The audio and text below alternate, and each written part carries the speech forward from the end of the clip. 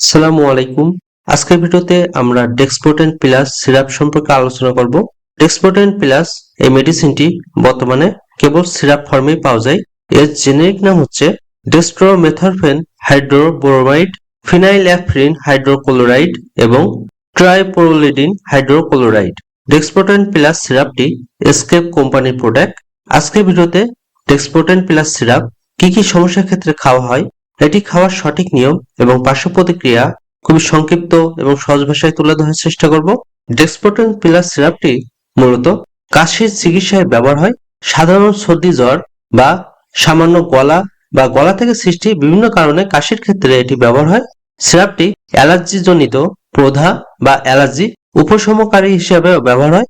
High fever, সাইনাসের প্রধা, সাধারণ ঠান্ডা, শুষ্ক কাশি, সাধারণ কাশি, জ্বর, ফ্লু, নাক বন্ধ হয়ে যাওয়া, নাসারন্ধ্র পরিষ্কারক এবং গলা বা শ্বাসনালীর জ্বালাজনিত কারণে কাশি, সর্দি, হাসি, নাক বা গলার চুলকানি, চোখের জল, চুলকানি, ফোলাভাব হ্রাস, এছাড়াও আরো বিভিন্ন সমস্যার ক্ষেত্রে ডেক্সপোটেন প্লাস সিরাপটি ব্যবহার হতে পারে। ডেক্সপোটেন প্লাস সিরাপটি অবশ্যই ডাক্তারের পরামর্শ নিয়ে ব্যবহার করবেন, কারণ একমাত্র ডাক্তার রোগীর সার্বিক দিক বিবেচনা করে ওষুধ নির্ধারণ করে।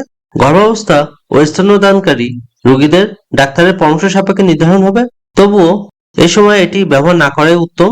লিভারের রোগ বা অ্যাজমা রোগীদের ক্ষেত্রে বা গুরুতর উচ্চ রক্তচাপ সহ আরো বিভিন্ন মারাত্মক রোগের ক্ষেত্রে এটি ব্যবহার না করাই উত্তম। ডেক্সপোটেন প্লাস সিরাপটি রোগীর সমস্যা এবং বয়স সাপেক্ষে এর ডোজ বিভিন্ন রকম হতে পারে। প্রাথমিক মাত্রায় প্রাপ্ত বয়স্কদের ক্ষেত্রে বা 12 বছরের উপরে বয়সী রোগীদের ক্ষেত্রে 1 চামচ করে দৈনিক 4 বার করে খাওয়া যায়। আর 6 থেকে 12 বছর বয়সী বাচ্চাদের ক্ষেত্রে হাফ চামচ বা 2.5 ml করে দৈনিক 4 বার খাওয়া যায়। 6 বছরের নিচে বাচ্চাদের ক্ষেত্রে ডাক্তারের পরামর্শ সাপেক্ষে নির্ধারণ হবে। খাওয়ার আগে ডেক্সপোটেন সিরাপটি অবশ্যই ঝাঁকিয়ে নেবেন। এটি খাওয়ার আগে বা পরেও খাওয়া যেতে পারে।